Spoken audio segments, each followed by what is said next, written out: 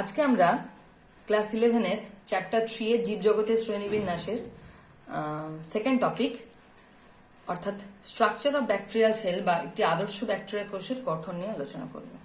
ঠিক আছে, তো আদর্শ ব্যাকটেরিয়া বলতে যা বোঝায় সমস্ত ফিচার্স এখানে আমরা পাবো, কিন্তু তার আগে কয়েকটা কথা বলে নিই।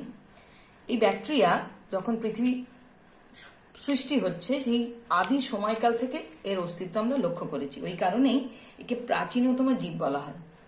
এবং ব্যাকটেরিয়ার মধ্যে দৃঢ় কোষপ্রাচীর বা কিছু সালোক সংশ্লেষকারী রঞ্জক থাকে, যেগুলো কিনা ব্যাকটেরিয়াকে উদ্ভিদের সঙ্গে কম্পেয়ার করতে সাহায্য করে। আর কি না, ব্যাকটেরিয়ার মধ্যে যে নিউক্লিয়াস থাকে সেই নিউক্লিয়াসটা দেখা যায় আদি প্রকৃতির। ঠিক আছে, কিছুটা এইরকম, এই দেখো এইরকম, অর্থাৎ এর কোনো এক্সাক্ট স্ট্রাকচার নেই। নিউক্লিয়াসের যে আদর্শ নিউক্লিয়াসের যে স্ট্রাকচার, সেই স্ট্রাকচারটা আমরা দেখতে পাই না এখানে। ঠিক আছে, তো তার ফলে ব্যাকটেরিয়াকে প্রোক্যারিওটিক বা আদিকোষযুক্ত জীবের অন্তর্ভুক্ত করা হয়। তো এইগুলো থেকে প্রশ্ন আসে 1 কি 2 নাম্বারের। ঠিক আছে, তো এই আদর্শ ব্যাকটেরিয়ার গঠন পড়তে গেলে যে ছবিটা আঁকা আছে সেটা তোমাদের বইয়ে নেই, একটু পারলে এঁকে নিও। তার আগে শ্রেণী বিভাগটা তোমরা যদি পড়ে নাও খুব ভালো হয়, তার কারণ শ্রেণী বিভাগটাতে অনেক রকম ভাবে অনেকভাবে ব্যাকটেরিয়াকে ভাগ করা হয়েছে। যেমন ধরো ব্যাকটেরিয়া কিভাবে স্টেন করছে, কিভাবে কোন রঙে রঞ্জিত হচ্ছে, ব্যাকটেরিয়ার আকার কিরকম, বা ব্যাকটেরিয়ার কিভাবে পুষ্টি সম্পন্ন করে, এই প্রসেসে এই মোড অফ, ধরো তাপ সহিষ্ণুতা, কিভাবে কোন ব্যাকটেরিয়া তাপে রেসপন্স করছে, কোন ব্যাকটেরিয়া তাপ কম থাকলে রেসপন্স করছে। তো এইগুলোকে ভিত্তি করে ব্যাকটেরিয়াকে শ্রেণীবিভাগ করা হয়েছে। ব্যাকটেরিয়া বলতেই যেটা প্রথম মাথায় আসে gram positive gram negative bacteria, তোমরা ছোটবেলায় একটু পড়েছো। তো আমি আজকে যে ছবিটা এঁকেছি সেটাতে হচ্ছে গ্রাম পজিটিভ গ্রাম নেগেটিভ ব্যাকটেরিয়াটা একসাথে দেখিয়েছি। তার কারণ এদের 90% কমন ফিচার্স, কিন্তু কিছু কিছু ফিচার্স আছে বা কিছু কিছু বৈশিষ্ট্য আছে যেগুলো কিনা একটা আরেকটার থেকে আলাদা। ঠিক আছে, তো একটু দেখি। এখানে দেখো নীল রঙের একটা লেয়ার দেখতে পাচ্ছি, কালো রঙের একটা লেয়ার দেখতে পাচ্ছি, সবুজ রঙের একটা লেয়ার দেখতে পাচ্ছি গ্রাম নেগেটিভে। আর এখানে কালো রঙের একটা লেয়ার দেখতে পাচ্ছি আর সবুজ রঙের একটা লেয়ার দেখতে পাচ্ছি। দেখতে পেয়েছো? তো গ্রাম নেগেটিভের ক্ষেত্রে এটাকে বলা হচ্ছে সবচেয়ে বহিরাবরণ, বহিস্তর, ক্যাপসুল বা আউটার মেমব্রেন। ঠিক আছে, স্লাইম লেয়ারও বলা হয়। তো তারপরে কালো রঙের যে লেয়ারটা, এখানে দেখো পাতলা, এখানে হচ্ছে মোটা। গ্রাম পজিটিভের ক্ষেত্রে মোটা। এইটা হলো গ্রাম নেগেটিভের ক্ষেত্রে এটা খুব পাতলা হয়, এটাকে বলা হচ্ছে সেল ওয়াল, কোষ প্রাচীর। এর ক্ষেত্রেও কোষ প্রাচীর আছে, কিন্তু এটা অনেকটা বেশি পুরু। এর কারণ কি না, এই যে কোষ প্রাচীর এটা তৈরি হয় ব্যাকটেরিয়ার ক্ষেত্রে পেপটাইডোগ্লাইকেন দিয়ে। পেপটাইডোগ্লাইকেনটা কি না, অ্যামাইনো অ্যাসিড, এই অ্যামাইনো সুগার আর পেপটাইড দিয়ে তৈরি। এটার আরেকটা নাম হচ্ছে মিউকো পেপটাইড।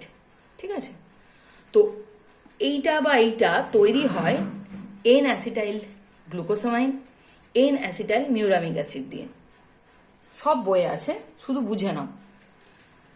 তো এর ক্ষেত্রে 90% যে নামগুলো বললাম 90% থিকনেস তৈরি করে, আর এর ক্ষেত্রে 10% থিকনেস তৈরি করে। দেখেই বুঝতে পারছো, আঁকাটা দেখে এটা অনেক বেশি মোটা, এটা অনেকটা সরু। একেবারে ভেতরের লেয়ার যেটা, সেটা হচ্ছে সেল মেমব্রেন, কোষ পর্দা। দেখতে পেয়েছো সবুজ রঙের লেয়ারটা? ঠিক আছে, এই কোষ পর্দা থেকে ইনভ্যাজিনেশন আকারে, অর্থাৎ উপবৃদ্ধির মতো কিছু, একটা চামড়া ভাঁজ হয়ে গেলে যে স্ট্রাকচার নেয় একটা থলের মতো,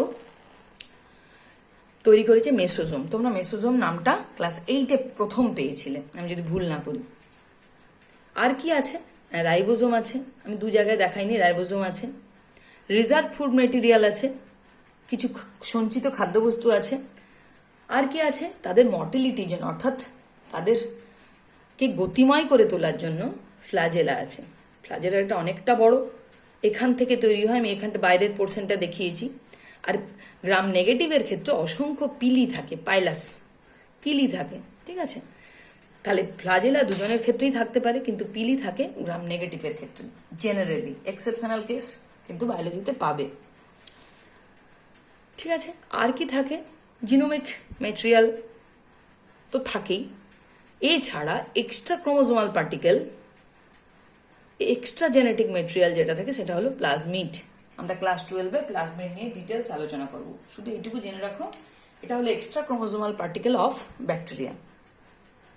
ঠিক আছে, তাহলে কি কি বললাম আরেকবার বলে নি। এটা হলো ক্যাপসুল বা আউটার লেয়ার, এটা হলো সেল ওয়াল, এর ক্ষেত্রে মোটা, এর ক্ষেত্রে সরু, যেটা কিনা পেপটাইডোগ্লাইকেন স্তর বলা হয়। N acetyl glucosamine, N acetyl muramic acid দিয়ে তৈরি। এই উপাদানগুলো 90% ঠিক করে, এটাকে 10% ঠিক করে। ঠিক আছে, ভেতরেরটা হচ্ছে সেল মেমব্রেন, সবুজ, সেখান থেকে কোষীয় তল বৃদ্ধির জন্য যেটা রেসপিরেশনে হেল্প করে সেটা হচ্ছে মেসোজোম। ঠিক আছে, আর কি থাকে? জেনোফোর বা ব্যাকটেরিয়াল ডিএনএ। আর কি থাকে না, এক্সট্রা ক্রোমোজোমাল পার্টিকেল, প্লাজমিড।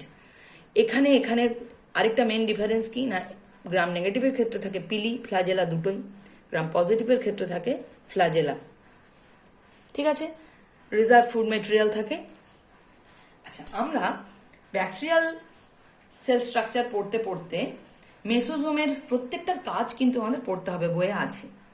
ঠিক আছে, তো মেসোজোমকে আরেকটা নাম আছে মেসোজোমের, এই যে মেসোজোমের আরেকটা নাম আছে, সেটার নাম হচ্ছে কন্ড্রিয়েড, বইয়ে আছে কন্ড্রিয়েড।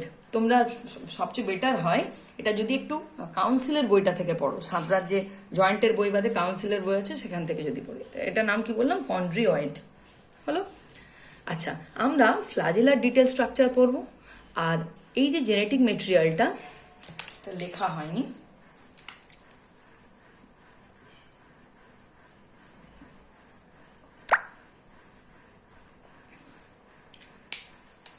এটা হচ্ছে ডিএনএ।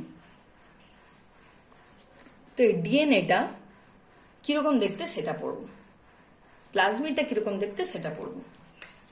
ফোকাস করি, দেখতে পাচ্ছ নিচে আঁকা আছে, তোমরা খাতায় আঁকার সময় একটু জুম করে নেবে, আমার এর বেশি আর জুম করতে পারছি না আমি। দেখো,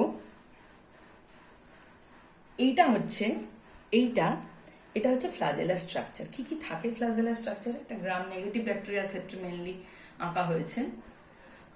এখানে দেখো একেবারে তলায় হচ্ছে ফিল প্রোটিন থাকে, তার জাস্ট ওপরে কয়েকটা রিং থাকে, এসএম